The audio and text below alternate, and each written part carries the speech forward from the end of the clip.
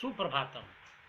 आज हम class 7th में पाठ 4 हास्य बाल कवि सम्मेलनम का प्रश्नोत्तर बतलाएंगे। इसके पहले वीडियोज में हम प्रश्न संख्या 1 से लेकर 5 तक बतला चुके हैं। आज हम प्रश्न संख्या 6 और प्रश्न संख्या 7 बनाएंगे। प्रश्न संख्या 6 है, मंजुषातः पदानि चित्वा कथायाः पूर्तिम कुरुत। अर्थात मंजुषा से शब्दों को चुनकर यह कथा है, कथा को पूरा करना है, जितने भी रिक्त स्थान हैं। अब है पूरा एकस्य निरपस्य एकः, तो एकः के बाद यहाँ लिखेंगे प्रियः। प्रियः वानरः आसीत्, अर्थात प्राचीन काल में एक राजा को एक प्यारा बंदर था।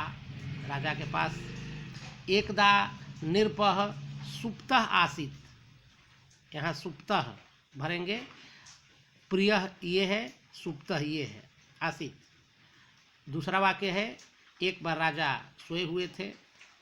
वानरः व्यजनेन, व्यजनेन यहाँ पर है, व्यजनेन तम आविजयत, तदैव एका, एका के बाद अब यहाँ पर होगा मक्षिका। मक्षिका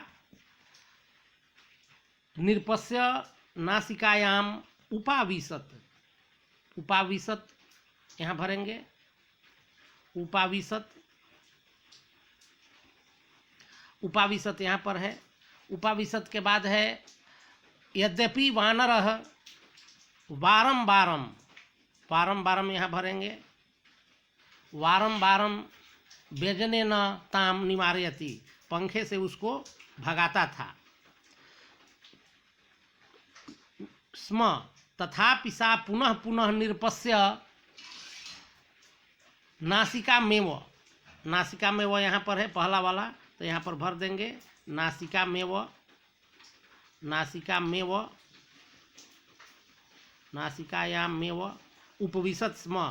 अन्ते सह मक्षिका हंतुम, हंतुम खड्गेन, यहाँ पर खड्गेन होगा, खड्गेन प्रहारम अकरोत, बार बार पंखे से मक्खी को भगा रहा था बंदर।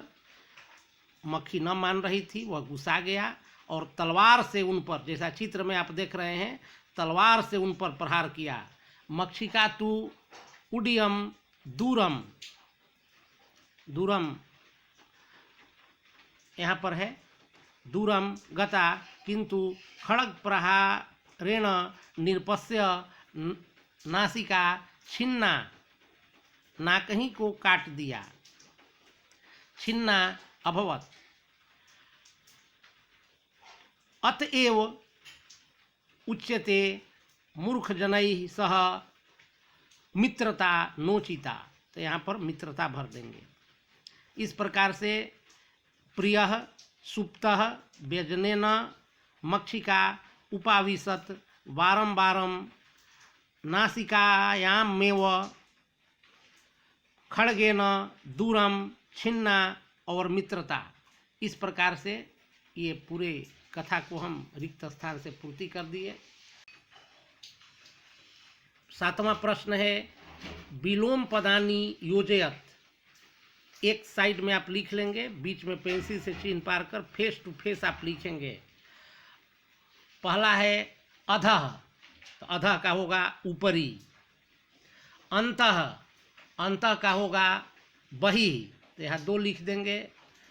सुबुद्धे तो दुर्बुद्धे, ऊंचाई तो नीचाई, दुर्लभम तो सुलभम। अभी आप यहाँ ऐसे लिख लिए, लेकिन वहाँ पर ऐसे पेंसिल से चिन्ह पार कर फेस टू फेस आंसर देना उचित है। इस प्रकार से हम इस पाठ में पढ़े अव्यय पदों को। अव्यय पद में यहाँ परिभाषा है सदृशं त्रिषु लिंगेषु सर्वासु च विभक्तेषु वचनेषु च सर्वेषु यत्र यत्र वेति तदव्ययः। अर्थात तीनों लिंगों में, सातों विभक्तियों में और सभी वचनों में जो समान रहता है, जिसमें कुछ जोड़ा या घटाया नहीं जाता, वह अव्यय कहलाता है। अव्यय में अधः, अंतः, बहिः, नीचैः, पुनः, ये सब अव्यय पद है। धन्यवाद।